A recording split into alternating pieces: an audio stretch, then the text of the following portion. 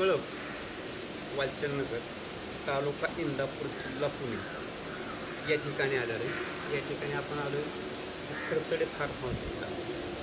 आपल्या समवेत आहे जयदादा फरतडे आणि त्यांची टीम.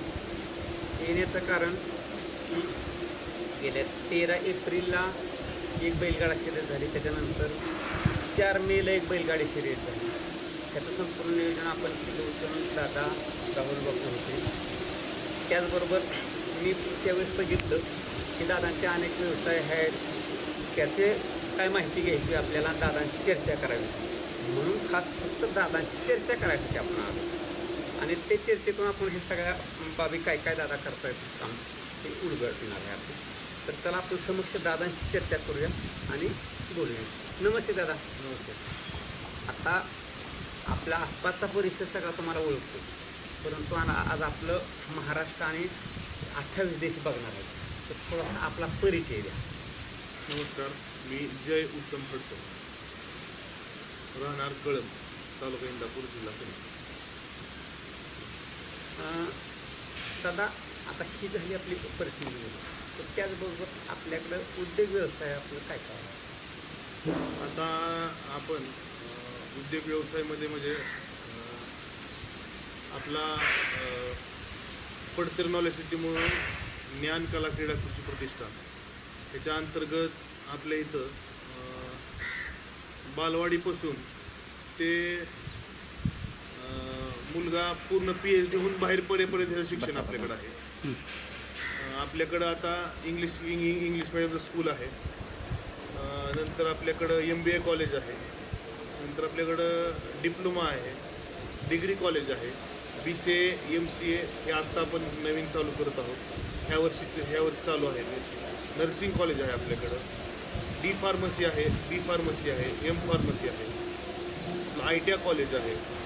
म्हणजे शिकण्याच्या सगळ्या आता मुलगा एकदा कॉलेजमध्ये आला, नर्सरीमध्ये आला की तो PhD होऊन जरी जॉब जरी पाहिजे असेल तरी पण जॉबसुद्धा आहे आपल्याकडे. तर आपल्या ह्या सगळ्या फडतरे उद्योग समूहामध्ये एक नाही म्हणलं तरी कमीत कमी 800 ते 900 लोक आपल्या या उद्योग समूहामध्ये काम करतात. बरं, आता तुम्ही फरतडे नॉलेज सिटीचं नाव घेतलं, तर हे फरतडे नॉलेज सिटीचे संस्थापक आपले दादा आहेत ना, वडील? माझे वडील उत्तमदादा फडतरे आणि माझे काका दत्तात्रय आबा फडतरे, म्हणजे त्यांनी सुरुवात केली. दादा आपण फरतडे नॉलेज सिटीची सुरुवात कशी झाली हे मला सांगा. फडतरे नॉलेज सिटीची सुरुवात म्हणजे आपण आधी कळंब गावामध्ये आपण पोल्ट्रीचं शेडमध्ये आपण आधी स्कूल चालू केलं. मग पोल्ट्रीचं शेड तुमचं होतं का दुसऱ्यांचं होतं? ते पण भाड्यानेच घेतलेलं आहे पोल्ट्री. बरं.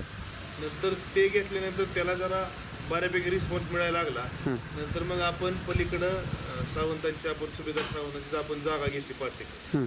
तिथं नंतर मग आपण जे काय आता आहे ते सर्वांना माहितीच आहे की म्हणजे तिथं आता जो वटवृक्ष जो तयार झाला आहे तिथं, म्हणजे एक रोप लावायचं काम तुम्ही आधी पोल्ट्री फार्ममध्ये केलं. दादांनी आणि आबांनी दोघांनी मिळून. आणि ह्यात सगळ्यात मोठा आमचा वाटा आहे ह्यामध्ये कैलासवासी बाबासाहेब फडतरे म्हणजे आमचे भाऊ. म्हणजे त्यांनी जे सगळे संस्कार ह्या भावांवरती केले, त्या संस्कारामुळं हे आज जे काय आमचं जे कुटुंब आहे किंवा आमचा उद्योग समूह आहे, त्यांच्या संस्कारामुळं त्यांनी जी केलेली शिकवण आहे त्या शिकवणीमुळं ही सगळी जी आमचे जे चालू आहे, त्यांनी जे शिकवलं आहे आम्हाला, त्यांनी जे आम्हाला ज्ञान दिलंय त्या ज्ञानामुळं हे सगळं चालू आहे, सुरळीत सगळं चालू आहे. भाऊ म्हणजे सगळ्यात मोठे चुलते तुमचे? म्हणजे जे आपण परवा त्यांच्या पुण्यतिथीनिमित्त बैलगाड्या शर्यतीचं आपण नियोजन केलं, ते म्हणजे सगळ्यात आमचे थोरले चुलते बाबासाहेब साहेबराव फडतरे. आता ह्या फरतडे हा दादा साधारणतः किती 20-25 वर्ष झाली का? साधारण 20 वर्ष झाले असेल. 2005 साली म्हणजे 20 वर्षाला वरती झाली. आणि ह्याचा आज वटवृक्ष झाला आहे. वटवृक्ष झाला. जसं तुम्ही आता म्हटला की प्ले ग्रुपला मुलगा तिथं आतमध्ये ॲडमिशन केलं तर PhD करूनच जायचं, करूनच बाहेर जायचं. कुठलीही असू द्या, PhD असेल ना तर मास्टर डिग्री असेल ते करूनच जायचं त्यांनी. आणि जॉब म्हटलं तरी आहे. म्हटलं तरी आपलेच आहे. आता बरेच विद्यार्थी असे आहेत की तिथं शिकलेत, तिथं जाता ते शिकवायला पण आहे. होय ना. मग आता कॉलेजचं तुमच्याकडे काय पदभार आहे? आता कॉलेजचा पदभार म्हणजे आता कॉलेजचे सगळं बघतात ते माझे वडील उत्तमदादा फडतरे आणि दत्तात्रय आबा फडतरे बघतात. आणि माझ्याकडे जे आहे तर जे काय म्हणजे सिव्हिल वर्क कुठं काय करायचं असेल तर बाकी काय कुठं मदत लागली असेल किंवा ॲडमिशन प्रोसेस असेल तर त्यामध्ये किंवा मार्केटिंगमध्ये तर ते जबाबदारी माझ्याकडे. तुमच्याकडे मग ते आता कॉलेजचं पदभार सांभाळत अजून इतर काय काय व्यवसाय बघता तुम्ही? कॉलेज सांभाळत मी शेती पण बघतो. शेतीमध्ये मला माझे काका हनुमंत बापू फडतरे यांच्या मार्गदर्शनाखाली मी पूर्ण शेती बघतो. म्हणजे काय कुठं अडचण असेल काय असेल ते पूर्ण मला मार्गदर्शन करतात त्यात. नंतर माझा गोटा पण आहे म्हशीचा. तर 60-70 म्हशी आहेत माझ्याकडे गोट्यात. आणि नंतर आमचं शेतीमध्ये म्हणलं तर आता ऊसामध्ये काय होतंय, ऊस आज लावला त्याचे पैसे घ्यायचे तुम्ही 1.5-2 वर्षांनी. त्यामुळं माझं आधुनिक पद्धतीने मी शेती करतोय. शेडनेटमधली मी शेती करतोय. तर माझ्याकडे पॉलीहाऊस पण आहे, त्यात आम्ही गुलाब करतो पॉलीहाऊसमध्ये. शेडनेटमध्ये आम्ही कलर कॅप्सिकम म्हणून म्हणजे कलर डबली मिरची हा एक प्रकार येतो, त्याची शेती आम्ही करतो. म्हणजे गुलाब आणि कॅप्सिकम कलर कॅप्सिकम हे दोन करताय.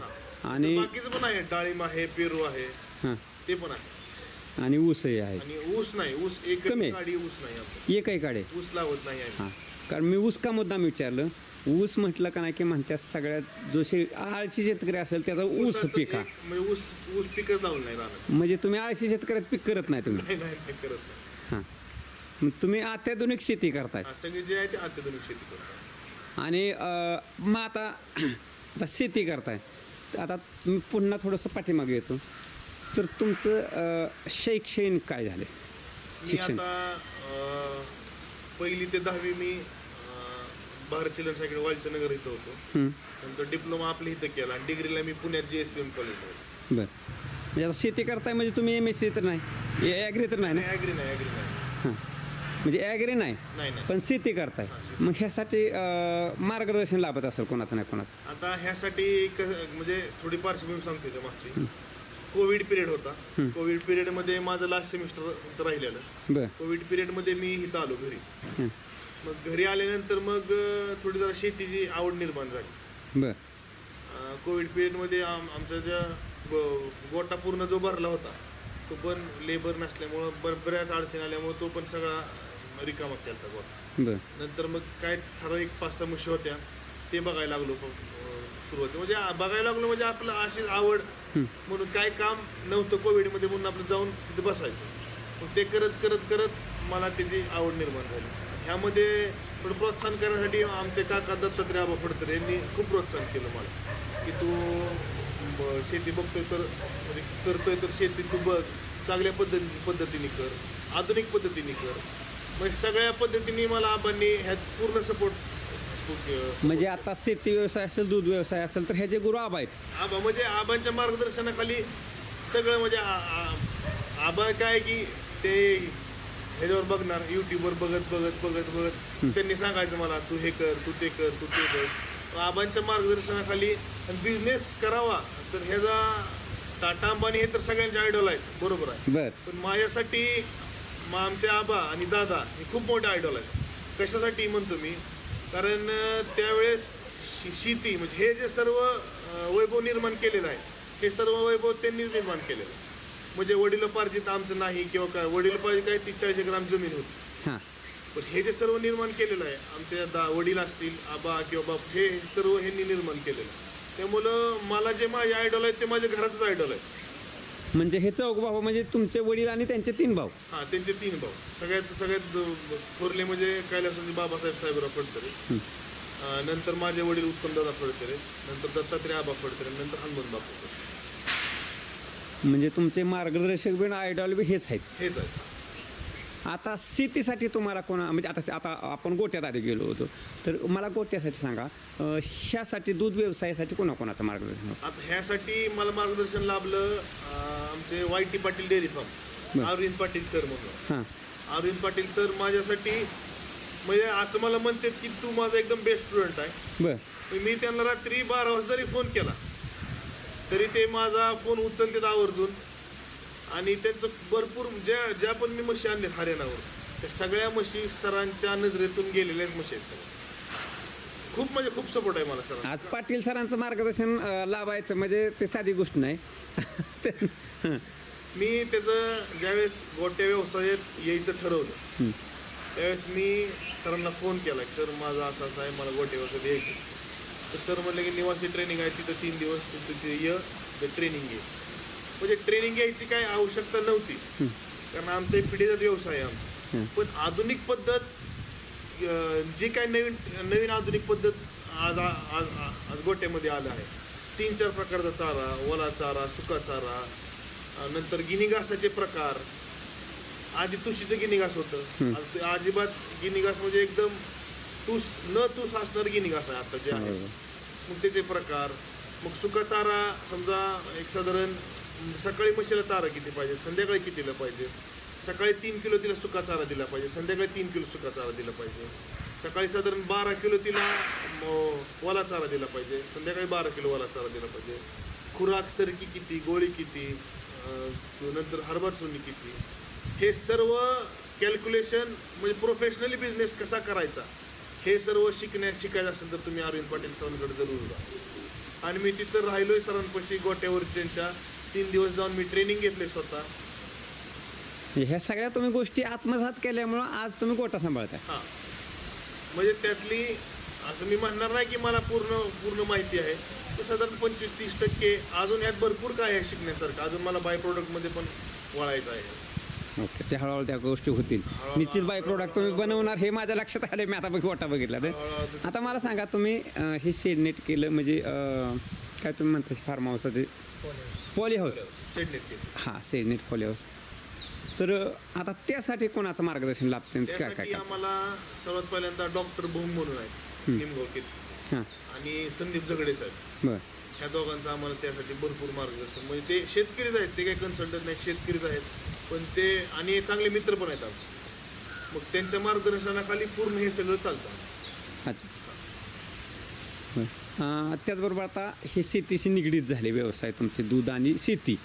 आता कॉलेजचा एक व्यवसाय, त्या अजून काही इतर व्यवसाय आपले अजून नंतर आमचा आम्ही जवळपास 80% साखर कारखाना उभा करून देतो. ओके. ते हिथं ह्या साईडला तुम्ही आता तुम्हाला मी एंट्री आपण करतोय बऱ्याच दिवसापासून आहे. पडतरे इंजिनिअरिंग वर्क्स म्हणून आहे आपलं ते. तो पूर्ण व्यवसाय आमचे दत्तात्रय आबा पडतरे जे आहेत आमचा आबा, तर ते हा व्यवसाय बघ ते आणि त्यांचा मुलगा निलेश पडतरे, ते दोघं जण तो व्यवसाय बघतो. बरं. नंतर आमचा ट्रान्सपोर्टचा पण व्यवसाय बरं. पडतरे ट्रान्सलाईन म्हणून, तर तिथं तो पण आमचा एक व्यवसाय. नंतर आमचा फडतरे पेट्रोल पंप म्हणून आमचं पेट्रोल पंप आपल्या गावाचं आहे कळममध्ये. बरं. नंतर फडतरे स्टील कॉर्पोरेशन म्हणून पण आमचं एक दुकान आहे. म्हणजे बिल्डिंग मटेरियल आम्ही पूर्ण सप्लाय करतो, त्याचं पण आमचं दुकान. मग आता हे सगळे व्यवसाय त्यामध्ये तुमचं लक्ष आहे. हां, म्हणजे आता मी वैयक्तिक बघणार म्हणजे पेट्रोल पंप माझ्याकडे आहे. नंतर फडतरे स्टील जे दुकान आहे ते माझ्याकडे आहे. बरं. तर फडतरे डेअरी फार्म माझ्याकडे आहे. नंतर जी शेती आहे मग कलर कॅप्चर ते पण मी आणि आता माझा धाकटा भाऊ तो सिव्हिल वर्क करत आता इथं आहे, तो पण मला त्यात मदत करतात. हां, बापूचा धाकटा मुलगा जो आहे श्रीनिवास पडतो, म्हणजे त्यांचं बी ट्रेनिंग चाललंय म्हणायचं. हां, त्याचं तो पण आम्हाला त्यात भरपूर मदत करतो. बरं. शेती व्यवसाय करता बरोबर आहे. तुम्ही फक्त मला पॉली हाऊसचं सांगितलं आणि ऊस सांगितलं. ह्याच्याबरोबर अजून इतर काय काय पिकं आहेत आपल्याकडे? आता इतर आपल्याकडं डाळिंब आहे, पेरू आहे, नंतर शेवगा आहे, नंतर ड्रॅगन फ्रूट पण आपण ते ड्रॅगन फ्रूट पण आहे आपल्याकडे. बरं. म्हणजे तुम्ही नवीन उपक्रम करताय म्हणायचं. नवीन म्हणजे आधुनिक पद्धतीने शेती. आता आम्हाला डाळिंबासाठी डाळिंब जे सगळं आहे तर ते आमचे काका हनुमान बापू पडतात ते सगळं बघते. डाळिंबाचं असेल किंवा पेरूचं असेल किंवा ड्रॅगन फ्रूट असेल ते सगळं आमचे बापू बघतो. बरं. आणि त्यात पण आम्ही जेवढं आधुनिक पद्धतीने आम्हाला करता येईल तेवढं ते पण आधुनिक पद्धतीने आम्ही करतो. पण आता हे जे सगळे व्यवसाय शेतीचे असेल त्यात प्रत्येकाचा तुमचा फुलाची पाकळी वाटा असणारच ना, सहकार्य असणारच ना, आणि लक्ष बी असणार. म्हणजे कुठं जर काय अडचण असेल काय असेल तर मग तिथे 100%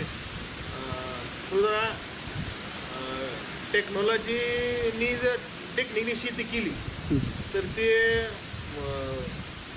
फायदेशीर ठरू शकते आपल्याला. त्यामुळे जिथं कुठं त्याचा वापर आपल्याला करायला लागेल तिथं 100% मग मी असेल किंवा माझा भाव असेल आम्ही ते 100% त्यांना मदत करतो. आता तुम्ही आता सांगता की टेक्निकली परवडतं.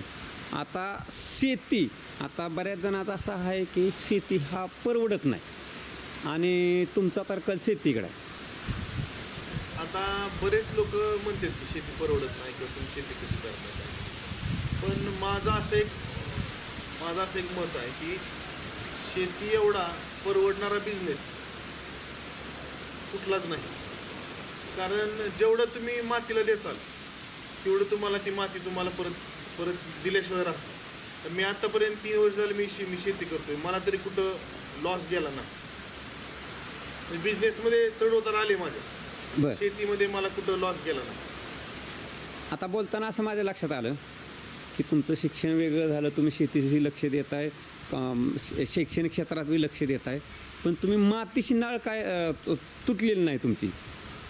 मातीची नाळ हे जी शिकवण आहे मला, मातीची नाळ, ते आमचे जे भाऊ आहेत बाबासाहेब फडतरे, त्यांनी आम्हा सगळ्यांनाच, म्हणजे आमचे चुलते असतील किंवा आम्ही 10 मुलं, आम्ही सगळे 6 भाऊ आणि 4 बहिणी, आमचे सगळे एकत्र कुटुंब आहे. बरं, ह्याची जी सगळी शिकवण आहे, ती सगळी शिकवण जी आम्हाला आमच्या भाऊंनी दिली. म्हणजे भाऊ म्हणजे जास्त शिकलेले नव्हते, पण आमच्या भागातील पहिला माणूस होता इस्रायलला जाणार भाऊ म्हणजे.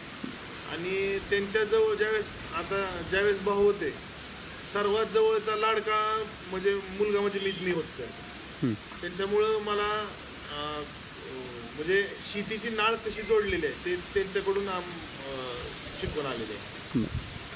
म्हणजे आता तुम्ही शेतीची नाळ जोडली, शैक्षणिक क्षेत्राची नाळ आहे, उद्योग व्यवसाय, इतर सामाजिक कार्याकडे आपण जाऊयाच. पण मला सांगा, आता हे जे सगळं सांभाळायचं आहे तुम्ही व्यवसाय, उद्योग व्यवसाय, तर चालेल का, तर ह्यामध्ये साधारणतः आता बरेच कामगार लागतात, मदतनीस लागतात, तर असे आपल्यावरती उपजीविका असणारे किती लोक आहेत? ह्याच्यावरती आपल्यावरती म्हणजे पूर्ण फडतरे उद्योग समूहावरती जर म्हणलं तर कमीत कमी 800 ते 900 लोक आपल्या ह्या फडतरे उद्योग समूहामध्ये काम करतात. त्यांची रोजीरोटी आहे. 900 कुटुंब आपल्या फडतरे उद्योग समूहामुळं त्यांना चालना मिळते. आता त्याचबरोबर तुम्ही समाजकारणात कार्यरत आहे का? हो, समाजकारणात म्हणजे आपलं प्रत्येक वर्षी आपण साधारण 200 ते 250 लोकांना काशी यात्रा नेतो. बरं. नंतर जे आमचे कामगार आहेत त्यांना आपण तिरुपती दर्शनाला नेतो. नंतर आम्ही ब्लड डोनेशन कॅम्प हे कंटिन्यू चालू असतात आमच्या इथं. नंतर परत पालखी जी जाते त्या पालखीला मोफत मेडिकल सर्व्हिस हे आम्ही देतो.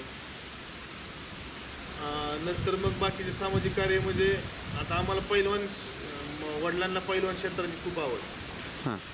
त्या पैलवान क्षेत्रात जे नामांकित पैलवान आहेत त्या सर्व नामांकित पैलवानांना फुलाची पाकळी म्हणून एक रोख रक्कम म्हणून आम्ही प्रत्येक जे चांगले पैलवान झाले त्यांना आपण त्यांच्या करिअरसाठी त्यांच्या करिअरला मदत व्हावी म्हणून आपण प्रत्येकाला काही रकमे स्वरूपात आपण त्यांना प्रत्येक गेले आम्ही 20-25 वर्ष झाला आम्ही त्यांना मदत करतो. आणि प्रत्येकी आम्ही आमच्या आजींच्या पुण्यस्मरणानिमित्त प्रत्येक वर्षी 5 महिला अशा निवडतो. त्या महिला कोण कलेक्टरच्या आया असतील, कोण उद्योजकांच्या आया असतील, नाहीतर म्हणजे त्या शेत किंवा एखाद्या मोठ्या मल्ल जो असेल कृषी क्षेत्रातला त्याच्या आया असतील, तर त्या ज्या मोठे म्हणजे जे मुलं घडलेत त्यांच्या आयांना आपण इथं प्रत्येक 15 ऑगस्टला आमच्या आजींची पुण्यतिथी असते, त्यानिमित्त आपण त्यांना सन्मानित करतो. म्हणजे त्या मातेला सन्मान देता तुम्ही. बरं. त्याचबरोबर आता हे समाजकारण करताय तुम्ही. समाजकारण करत असताना मग आता राजकारणामध्ये इंटरेस्ट आहे का तुम्हाला? राजकारणामध्ये इंटरेस्ट आहे, पण राजकारण हे 20% आणि 80% समाजकारण हे धोरण आम्हाला आमचे काका आबा असतील, आता आबा जे आहेत ते आमचे मार्केट कमिटीचे सभापती आहेत. ते सक्रिय असतात राजकारणात. त्याच्याकडून आले की तुम्ही राजकारण 20-25% राजकारण करा, 70-75% तुम्ही समाजकारण आणि व्यवसाय. बरं. पवार कुटुंबियांची विचारणारी चालणारी आहे माणसं. बरं. तर त्याचबरोबर आत्ता पुढील भावी काळात आता कसं आहे, पंचायत समिती, जेडपी, ग्रामपंचायत येतात, तर मग आता ह्याच्यात तुमचा इंटरेस्ट आहे का? आता कसं आहे, पंचायत समितीमध्ये आता आमच्या घरात पण चालू पंचायत समिती सदस्य आहेत माझ्या काकू शैलेच्या काकूकडे. तर मागच्या पंचवार्षिकला माझी आई उज्ज्वला काकी कुठेतरी आई सरपंच होत्या बरं. गावच्या. नंतर आता पंचायत समिती असेल किंवा जिल्हा परिषद हे थोडासा आता लांबचा. आता सुरुवातीला आता आमची तर ग्रामपंचायत आहे, तर आता ह्या वर्षी थोडं जरा आम्हाला ग्रामपंचायतीमध्ये थोडा मागच्या वर्षी काय आम्ही भाग घेतला नव्हता किंवा काय, पण ह्या वर्षी आम्ही निश्चित भाग घेणार आहे यामध्ये. म्हणजे तुम्ही ग्रामपंचायतीसाठी सक्रिय असताना आता सक्रिय 100% सक्रिय असणार. तुमचा पॅनल असणार? पॅनल म्हणजे ते आमच्या पार्टीचं पॅनल 100% असणार. अच्छा. आणि ह्यासाठी आम्ही आता सरपंच आमच्या गावाला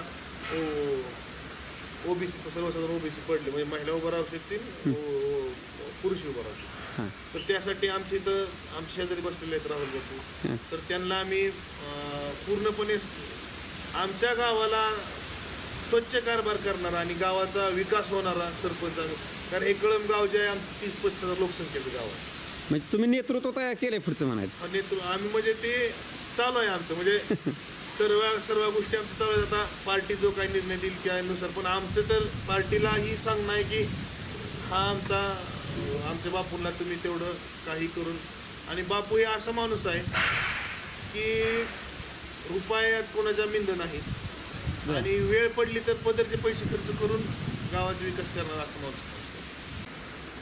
म्हणजे दादा आता पाठीमागच्या महिन्यात आणि आत्ता बी बैलगाडी शर्यत झाली, मग थोडासा त्याचा हेतू तुम्ही जे पुढं कार्य करणार आहे त्याच्याशी काय संलग्न होता का? आता शर्यत झाली म्हणजे बापूंच्या वाढदिवसानिमित्त 13 तारखेला ती एक शर्यत झाली, आणि आमच्या बाबासाहेब भाऊंच्या पुण्यनिमित्त पण एक शर्यत झाली. असा म्हणजे पूर्णपणे काय राजकीय त्याचा विषय असा काही नव्हता. बरं. पण आम्हाला काय झालं, आम्ही मागच्या 3 वर्षाखाली पण जय फडतरी प्रतिष्ठानच्या मार्फत आम्ही बैलगाडी शर्यत केली. आमचा तर हेतू हा हेतू नाही आमचा की आम्हाला किंवा हे केल्यामुळे आम्हाला राजकारण जायचं आहे किंवा काय, पण एक आवड म्हणून आम्ही बापूंच्या सुद्धा वाढदिवसानिमित्त असेल त्यासाठीच केलं, आणि हे सुद्धा मैदान असेल आवड म्हणूनच आम्ही केलं. ह्याच्या अगोदर तुम्ही प्रत्येक वर्षी माझ्या मते कुस्ती फळं ना, आता ह्या वर्षी फक्त बैलगाडी मारून. आता काय तुम्हाला सांगतो, कुस्ती आम्ही गेले मला वाटतं 25 वर्ष झालं आम्ही कुस्ती मैदान करतो. आधी आदरणीय पवारसाहेबांच्या वाढदिवसानिमित्त आम्ही भरवायचो, नंतर परत गेले 16 वर्ष झालं आम्ही बाबासाहेब म्हणजे आमचे जे भाऊ आहेत त्यांच्या पुण्यतिथीनिमित्त आम्ही हे मैदान भरवतो. कुस्तीचं मैदान आम्ही भरवायचो. कुस्तीचं मैदान भरवताना जे आत्तापर्यंत टॉप म्हणजे टॉप मोस्ट पैलवान आहेत, महाबली सतपाल असतील, सुशील कुमार यांचे गुरु, तेही 2 वेळा येऊन गेले.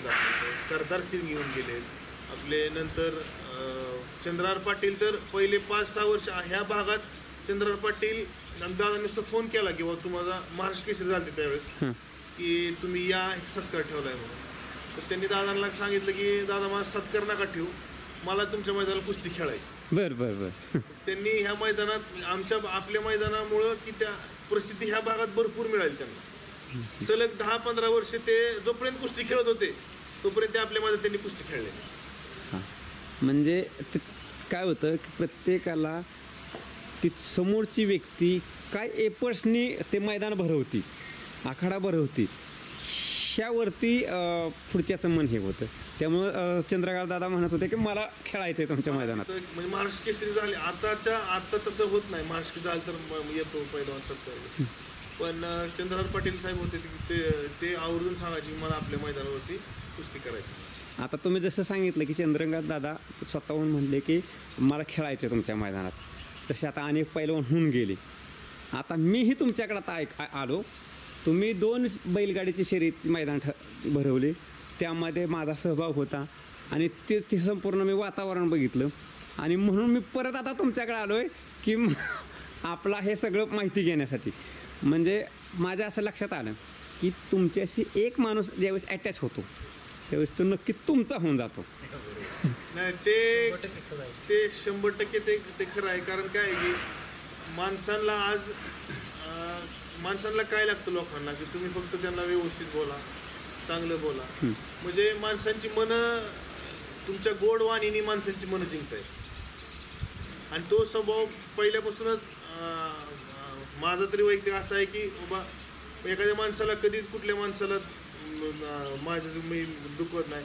विरोधक म्हणून असं गावात मला वैयक्तिक तर विरोधक म्हणून असं कोण आमच्या गावात. आणि हा जी तुमचा पिंड आहे हा म्हणजे तुमच्या पाठीमागच्या पिढीपासूनच चालत आलेला आहे. हो, पाठीमागच्या पिढीपासूनच चालत. कारण आता आम्ही बघतोय ही सगळी शिकवण आहे आमच्या भाऊंची, सगळी आम्हाला शिकवण आहे. बरं दादा, आता हे जी वैभव तुमच्या थोरल्या भाऊंनी, आबांनी, दादांनी, काकांनी सगळ्यांनी उभारले आणि हे वैभव तुम्ही पुढं चालवायचं काम करताय, बरोबर आहे. शेमध्ये आता तुमचा ठसा उमटत चाललेला हळूहळू अजून ते तुमचं कार्य काय आहे हे पुढं अजून चांगलं दिसायचं. आता ही सुरुवात आहे, तुमची सुरुवात आहे, ही नक्कीच उज्ज्वल असणार आहे पुढची. आता सुरुवात कसं आहे, मुलाचे पाय पाळण्यात दिसतात. ते आमच्या दृष्टीनं अजून तुम्ही मुलं आहे आणि ते तुमचं जे कार्य आहे हे आमच्या लक्षात येते आणि समाजाच्याही लक्षात येते. हे निश्चित ह्याला उज्ज्वल भविष्य आहे. तर त्याचबरोबर आता मला सांगा, हे सगळं करत असताना तुम्ही टाईम मॅनेज कसं करता? आता टाईम मॅनेज कसं करत असताना कसं झालं आहे की एक सिस्टीमनी माणसाने गेलं पाहिजे. आता कसं होतं, आपण व्यवसाय करतो ज्या त्या ठिकाणी सगळे जी आमची मॅनेजर लोक असतील किंवा आमची माणसं असतील ते सर्वजण आहेत. आणि ह्यामध्ये जी माझी मित्रमंडळी आहेत तीच ह्या सगळ्यात मला मदत करतात. जे माझे मित्र आहेत तेच मला सगळे मदत करू. जे मित्र आहेत तेच माझ्या आता पेट्रोल पंप असेल, दुकान असेल, तिथं माझा मित्र आहे, तोच मॅनेजर म्हणून आहे तिथं. बरं. तो सगळं तिथलं मॅनेज करतो. इथलं जे आहे गोट्यापासून इथं पण आमचा मॅनेजर आहे. तो पण पूर्वी आमच्या इथं वस्तीवरच राहिला होता, तो पण आता तेच बघतोय. पण आधी ज्या वेळेस सुरुवात केली ती आम्ही, म्हणजे ज्यावेळेस मला सुरुवातीला करायचं होतं त्यावेळेस मी स्वतः 4 वाजता मी गोट्यात गेले. 1 वर्ष मी कंटिन्यू सकाळी 4 वाजता संध्याकाळी 4 वाजता मी स्वतः गोट्यात गेलेलो आहे. दूध प्रत्येक म्हशीचं मी 5 म्हशीपासून हा धंदा चालू केलेला आहे. प्रत्येक म्हशी दूध मी स्वतः मांडलेलं आहे. ज्यावेळेस मला कॉन्फिडन्स आला की नाही बाबा आपल्याला ह्या दूध धंद्यात पैसे आहेत, यश आहे, त्याच वेळेस मी आमच्या आबांपुढे दादांपुढे प्रस्ताव मांडला की आपल्याला ह्या चांगल्यापणे यश आहे, आपण हा धंदा मोठ्या प्रमाणात करू. ह्या धंदा 5 म्हशीतून चालू केलेला आहे मी हा धंदा. आणि ह्या ज्यावेळेस 5 म्हशी होत त्यावेळेस मी स्वतः तिथं वर्षभर पहाटे उठून रोज तिथं जाऊन प्रत्येक म्हैस कुठलं दूध देते, तिचा माज कसा असतो, वेळेवर माझ्यावर कधी भरली पाहिजे म्हैस, तिला खुराक काय दिला पाहिजे, तिला खाद्य काय दिलं पाहिजे, हे सगळं पहिल्यांदा वर्षभर मी स्वतः अभ्यास केलेला आहे. नंतर मग ते झाल्यानंतर मग मी सिस्टीम नंतर लावलेली. आता जे मी असू नसू इथं तरी पण हे सर्व काम चालत राहते. निश्चित दादा, तुम्ही अभ्यास व व्यक्तिमत्व हे माझ्या लक्षात आलं. आता तुम्ही सांगितलं की 5 म्हशीपासून तुम्ही सुरुवात केली. आता समजा 60-70 काय 65 म्हशी असतील, पण त्या 5च्या 500 निश्चितच वर्षभरात होतील. हो, 100% हे मला खात्री आहे. करायचं ते करायचं आहे. हां, आणि त्या 500च्या परत 5000 होतील. 5000 झाले पाहिजेत ह्यासाठी मी आमचं सहकार्याचं ना. तर आता त्याचबरोबर मला सांगा, आता हे सगळं तुम्ही सांगितलं की टाईम मॅनेजमेंट करत असताना, तर मग घरच्यांचं मार्गदर्शन तर आहेच, पण त्याचबरोबर घरच्यांचं बाबा तुम्ही हे केलं पाहिजे, ते केलं पाहिजे, म्हणजे वडिलांचं असेल, घरच्यांचं, आईंचं असेल, असं होतं का? आता ह्यामध्ये कसं होतं, घरच्यांचं 100% मार्गदर्शन आहे. आमचं आबांचं खूप म्हणजे आबांचं आम्हाला सारखं प्रोत्साहन असतं, तू कर, तू हे कर. आता कसं आहे, थोडं जरा नवीन असल्यामुळं एखादं नवीन चालू करायचं म्हणलं की असं वाटतं की याला नको, ते होते का नाही. पण दादांचं आबांचं असं असतं, तू कर, आम्ही आहे तुझ्याबरोबर. आणि ह्याबरोबर आमच्या घरच्यांचं आईचं असेल किंवा आमच्या आंटी म्हणजे काकू संगीता काकू असतील, त्यांचंही मला संगीता काकू मी इथं नसेल तर मागं सगळं लेबर करून काम करून घ्यायचं, ते सगळं बघते तिथं. म्हणजे सगळ्याचा सपोर्ट आहे तुम्हाला. सगळ्याचा सपोर्ट, घरच्यांचा सगळ्यात सपोर्ट आहे. आबांचा खूप म्हणजे खूप सपोर्ट आहे. आता तुम्ही कंटिन्यू बोलत असताना थोडंफार इकडे तिकडे झाले की प्रत्येक शब्दाला तुमचा आबांचा शब्द होती. आणि ते मी जाणवलं आहे का, आता तर जाणवलंच, पण ज्यावेळेस आपण हे नियोजन सगळं करायचं बैलगाड्यांचं, त्यावेळेस सुद्धा तुम्ही बोलल्या लगेच मला दुसऱ्या मिनिटाला तुम्ही आबांशी बोलायला लावलं. बरोबर. आबांशी सल्ला मसलत करून आपण पुढे गेलो. म्हणजे प्रत्येक गोष्टीत तुम्हाला खंबीर साथ आबांची आहे. आबांची खंबीर साथ प्रत्येक गोष्टीला. आणि कसं आहे, घरातल्या ज्येष्ठ व्यक्तीची म्हणजे आपल्यापेक्षा असणाऱ्या ज्येष्ठ व्यक्तीची साथ असली ना, तर तो तरुण कधीच वाया जात नाही आणि एक समाजासमोर आपलं निश्चित एक व्यक्तिमत्व चांगलं उभं राहतं आणि कर्तृत्व दाखवतं. आणि हेच तुमच्या पाठीमागं आहे. काय मला घरातूनच बाळकोड आहे. कारण काय, आबांनी दादांनी शून्यातून निर्माण केलेलं आहे सगळं.